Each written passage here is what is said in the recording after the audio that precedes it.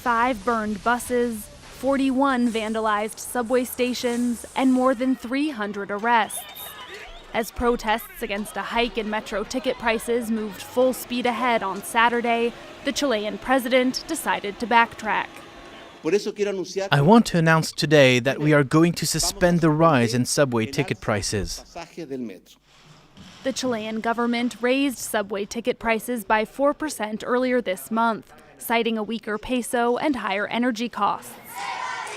The move sparked student-led protests that shut down the capital's subway system on Friday as high schoolers jumped turnstiles and vandalized stations.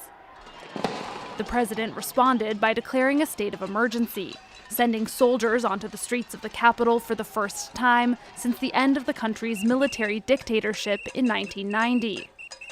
The decision didn't sit well with many Chileans, and as protests continued on Saturday, people of all ages came out to show their support. I do not agree with the return of the military because I lived the dictatorship. The price hike in public transport was the straw that broke the camel's back. In reality, this protest is also against the miserable pension system.